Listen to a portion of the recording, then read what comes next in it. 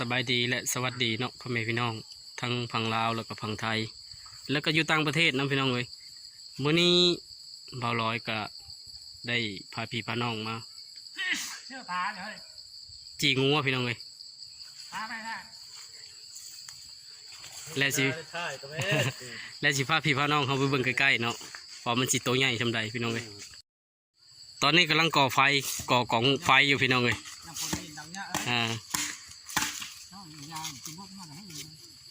กำลังก่อไฟอยู่กะบอดี้มีเทศกาลนี่ยังพี่น้องเลยเพราะว่าบรรยากาศมันดีแน่เนาะมื้อนี้มันมีแสงแดดเนี่ยฝนก็อย่าตก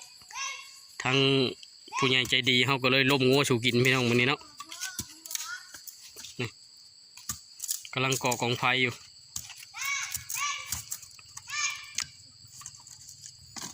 มื้อนี้มากินงัวเผาน้ำกันทุกคนเนาะลุกไปได้ไพ่เนี่ยกำลังเผาอยู่ทุกคนเนาะ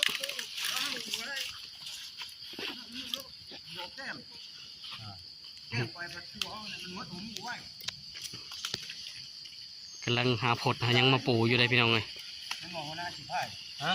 ต้องกินกี่ร้ายน้ำกดอย่างบุกแกงโอ้หลายบ่เอาบ่นี้บ่พื้นมันก็อยากเปียกอยากชุ่มในพี่น้องเลยดังไฟก็อยากยากเนาะนะพยายามซอยกันทุกคน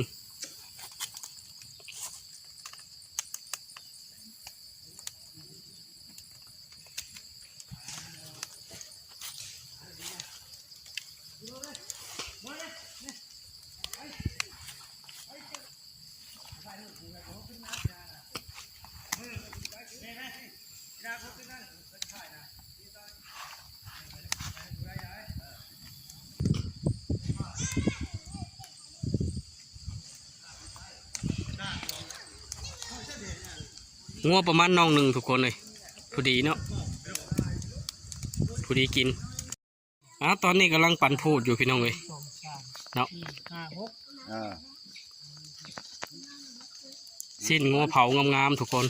แม่นเครื่องเสียบนุ่มเครื่องคักโอ้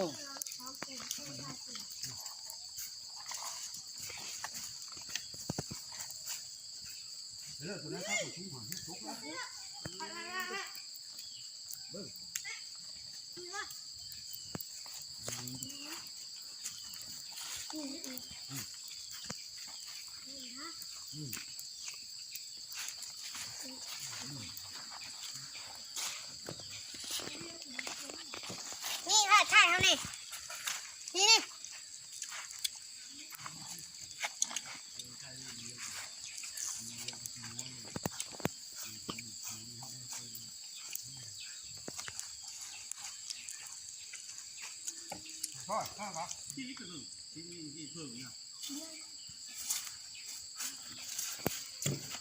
คือเจ็ดแล้วเนาะตัวนี้เนาะเอาไปเว้นโลดได้มันเป็นอันแล้วโอเคถ้าคิดว่ากำลังปิ้งอยู่พี่น้องเนาะกำลังปิ้งชำลาอยู่ทั้งพุ่นพักผ่อนพี่น้องเลยหลังจากจ้ำเจียวเพี้ยอิ่มๆแล้วก็ไปพักผ่อนก่อนทีมงานเนาะ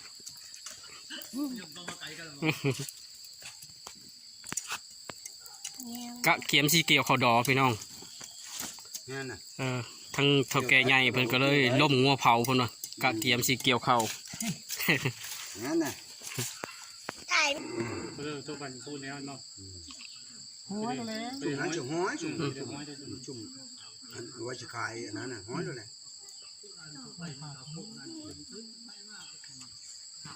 งัวเผาพี่น้องงัวเผา